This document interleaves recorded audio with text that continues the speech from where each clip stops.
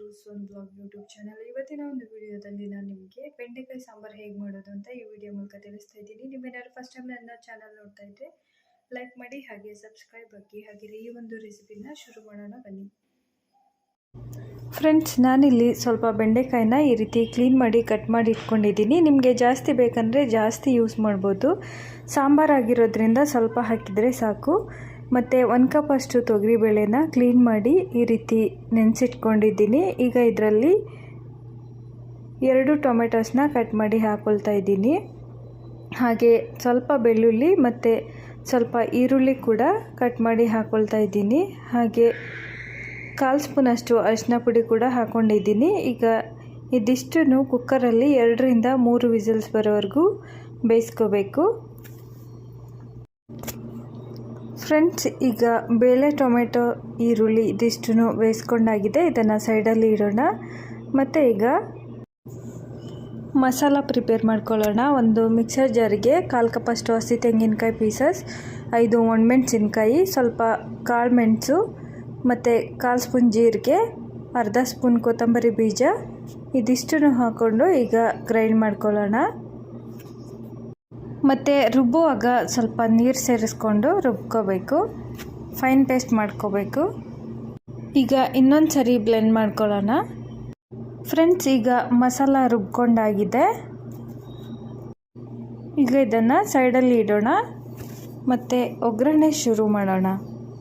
ಈಗ stove on ಮಾಡಿ ಒಂದು ಫ್ರೈಯಿಂಗ್ ಪ್ಯಾನ್ ಅಥವಾ ಬಾಣಲೆ ಇಟ್ಕೊಳ್ಳೋಣ. ಈಗ ಇದರಲ್ಲಿ 1 ಟೇಬಲ್ ಸ್ಪೂನಷ್ಟು ಅಡುಗೆ ಎಣ್ಣೆ ಹಾಕ್ಕೊಳ್ತಾ ಇದ್ದೀನಿ. ಇನ್ನು ಸ್ವಲ್ಪ ಬೇಕಂದರೆ ಹಾಕೋಬೋದು. ಎಣ್ಣೆ ಬಿಸಿ ಆದಮೇಲೆ 1/4 ಸ್ಪೂನಷ್ಟು ಸಾಸಿವೆ ಹಾಕ್ತಾಯಿದ್ದೀನಿ. ಸಾಸಿವೆ ಚೆನ್ನಾಗಿ ಸಿಡಬೇಕು. ಮತ್ತು ಸ್ವಲ್ಪ ಹಿಂಗೆ ಹಾಕ್ಕೊಳ್ತಾ ಇದ್ದೀನಿ, ಜಸ್ಟ್ ಫ್ಲೇವರ್ಗೆ. ಮತ್ತು 1 ಈರುಳ್ಳಿ ಕಟ್ ಮಾಡಿರೋದನ್ನು ಹಾಕ್ಕೊಳ್ತಾ ಇದ್ದೀನಿ. ಹಾಗೆ ಸ್ವಲ್ಪ ಕರಿಬೇವಿನ ಸೊಪ್ಪು ಕೂಡ ಹಾಕ್ಕೊಳ್ತಾ ಇದ್ದೀನಿ. ಈಗ ಇದಿಷ್ಟನ್ನು ಲೈಟಾಗಿ ಫ್ರೈ ಮಾಡ್ಕೊಳ್ಳೋಣ. ಈರುಳ್ಳಿ ಸ್ವಲ್ಪ ಸಾಫ್ಟ್ ಆಗಬೇಕು. ಈಗ ಕಟ್ ಮಾಡಿ ಇಟ್ಕೊಂಡಿರೋ ಬೆಂಡೆಕಾಯಿ ಹಾಕ್ಕೊಳ್ತಾ ಇದ್ದೀನಿ. ಫ್ರೆಂಡ್ಸ್, ಸಾಂಬಾರು ಜಾಸ್ತಿ ಮಾಡೋ ಹಾಗಿದ್ರೆ ಇನ್ನೂ ಸ್ವಲ್ಪ ಬೆಂಡೆಕಾಯಿ ಯೂಸ್ ಮಾಡ್ಬೋದು. ಇದು ಸಾಂಬಾರಾಗಿರೋದ್ರಿಂದ ಜಾಸ್ತಿ ಹಾಕಿದರೆ ಸಾಂಬಾರು ಟೇಸ್ಟ್ ಹೋಗಿಬಿಡುತ್ತೆ. ಮತ್ತು 1/4 ಸ್ಪೂನ್ ಉಪ್ಪು ಹಾಕ್ಕೊಳ್ತಾ ಇದ್ದೀನಿ. ಹಾಗೆ 1/4 ಸ್ಪೂನ್ ಜೀರಿಗೆ ಕೂಡ ಹಾಕ್ಕೊಳ್ತಾ ಇದ್ದೀನಿ. ಉಪ್ಪು ಹಾಕ್ಕೊಳ್ಳೋದ್ರಿಂದ ಈರುಳ್ಳಿ ಮತ್ತು ಬೆಂಡೆಕಾಯಿ ಬೇಗ ಸಾಫ್ಟ್ ಆಗುತ್ತೆ. ಈಗ ಇದಿಷ್ಟನ್ನು 1-2 ನಿಮಿಷ ಫ್ರೈ ಮಾಡ್ಕೋಬೇಕು. ಮತ್ತು 1-2 ಒಣಮೆಣಸಿನ್ಕಾಯಿ ಸ್ಲಿಟ್ ಮಾಡಿ ಹಾಕ್ಕೊಳ್ತಾ ಇದ್ದೀನಿ. ಈಗ ಇದನ್ನು ಕೂಡ ಒಂದು ಸರಿ ಫ್ರೈ ಮಾಡ್ಕೊಳ್ಳೋಣ. ಫ್ರೆಂಡ್ಸ್, ಈಗ ಬೆಂಡೆಕಾಯಿ ಮತ್ತು ಈರುಳ್ಳಿ ಸಾಫ್ಟ್ ಆಗಿದೆ, ಕಲರ್ ಕೂಡ ಚೇಂಜ್ ಆಗಿದೆ ನೋಡಿ. ಈಗ ರುಬ್ಬಿರೋ ಮಸಾಲ ಪೇಸ್ಟ್ ಇದರಲ್ಲಿ ಸೇರಿಸ್ಕೊಳ್ತಾ ಇದ್ದೀನಿ. ಈಗ ಮಸಾಲನೂ ಕೂಡ ಒಂದು ಸರಿ ಫ್ರೈ ಮಾಡ್ಕೊಳ್ಳೋಣ. ಫ್ರೆಂಡ್ಸ್, ಈ ಸಾಂಬಾರಿಗೆ ಸಾಂಬಾರು ಈರುಳ್ಳಿ ಕೂಡ ಯೂಸ್ ಮಾಡ್ಬೋದು, ಟೇಸ್ಟ್ ಚೆನ್ನಾಗಿರುತ್ತೆ. ಈಗ ಮಸಾಲ ಫ್ರೈ ಮಾಡ್ಕೊಂಡಾಗಿದೆ. ಮತ್ತು ಬೇಯಿಸಿರೋ ಬೇಳೆ ಮತ್ತು ಟೊಮೆಟೊನ ಮ್ಯಾಶ್ ಮಾಡಿ ಹಾಕ್ಕೊಳ್ತಾ ಇದ್ದೀನಿ. ಬೇಳೆನ ಚೆನ್ನಾಗಿ ಮ್ಯಾಶ್ ಮಾಡಿ ಹಾಕ್ಕೋಬೇಕು. ಈಗ ಒಂದ್ಸರಿ ಚೆನ್ನಾಗಿ ಮಿಕ್ಸ್ ಮಾಡ್ಕೊಳ್ಳೋಣ. ಮತ್ತು 1 ಲೋಟದಷ್ಟು ನೀರು ಹಾಕ್ಕೊಳ್ತಾ ಇದ್ದೀನಿ. ಈಗ ರುಚಿಗೆ ಬೇಕಾಗಿರೋಷ್ಟು ಉಪ್ಪು ಹಾಕ್ಕೊಳ್ತಾ ಇದ್ದೀನಿ. ನಾನಿಲ್ಲಿ 1 ಟೀ ಸ್ಪೂನಷ್ಟು ಯೂಸ್ ಮಾಡಿದ್ದೀನಿ. ಹಾಗೆ 1 ಟೀ ಸ್ಪೂನ್ ಬ್ರೌನ್ ಶುಗರ್ ಹಾಕ್ಕೊಳ್ತಾ ಇದ್ದೀನಿ. ಈಗ ಒಂದ್ಸರಿ ಚೆನ್ನಾಗಿ ಮಿಕ್ಸ್ ಮಾಡ್ಕೊಳ್ಳೋಣ.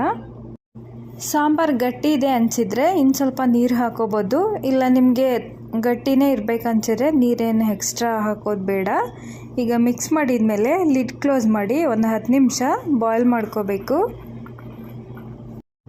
ಈಗ 10 ನಿಮಿಷ ಆಗಿದೆ. ಲಿಡ್ ಓಪನ್ ಮಾಡಿ ಒಂದು ಸರಿ ಚೆಕ್ ಮಾಡೋಣ. ಮತ್ತು 1 ಟೇಬಲ್ ಸ್ಪೂನಷ್ಟು ಹುಣಸೆ ರಸ ಹಾಕ್ಕೊಳ್ತಾ ಇದ್ದೀನಿ.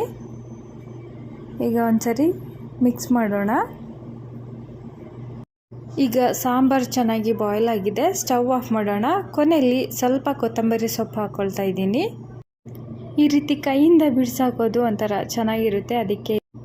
ಮತ್ತು ಹಳೆ ಕಾಲದಲ್ಲಿ ಈ ರೀತಿ ಮಾಡ್ತಾ ಇದ್ರಲ್ಲ, ಸೊ ನಾನು ಕೂಡ ಟ್ರೈ ಮಾಡ್ತಾ ಇದ್ದೀನಿ. ಈಗ ಒಂದ್ಸರಿ ಚೆನ್ನಾಗಿ ಮಿಕ್ಸ್ ಮಾಡೋಣ. ಈಗ ತುಂಬ ಟೇಸ್ಟಿಯಾದ ಬೆಂಡೆಕಾಯಿ ಸಾಂಬಾರು ಸರ್ವ್ ಮಾಡಲು ರೆಡಿಯಾಗಿದೆ.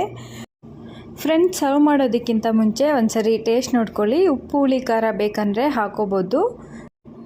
ಫ್ರೆಂಡ್ಸ್, ಈ ಬೆಂಡೆಕಾಯಿ ಸಾಂಬಾರು ಕೇರಳ ಸೈಡಲ್ಲಿ ಈ ರೀತಿ ಮಾಡ್ತಾರೆ ಮತ್ತು ತುಂಬಾ ರುಚಿಯಾಗಿರುತ್ತೆ. and this sambar goes very well with rice, ragi mudde, roti and dosa. ಈ ವಿಡಿಯೋ ನಿಮಗೆ ಇಷ್ಟ ಆಗಿದ್ರೆ ಲೈಕ್ ಮಾಡಿ ಹಾಗೆ ಶೇರ್ ಮಾಡಿ. ಫ್ರೆಂಡ್ಸ್, ಈ ಒಂದು ವಿಡಿಯೋ ನೋಡಿದ್ದಕ್ಕಾಗಿ ನಿಮಗೆಲ್ಲರಿಗೂ ನನ್ನ ಧನ್ಯವಾದಗಳು. Thank you for watching this video. ಮತ್ತೆ ಇನ್ನೊಂದು ರೆಸಿಪಿ ಜೊತೆ ಸಿಗೋಣ. ಅಲ್ಲಿವರೆಗೂ ಎಲ್ಲರಿಗೂ ಬೈ ಬೈ, ಟೇಕ್ ಕೇರ್.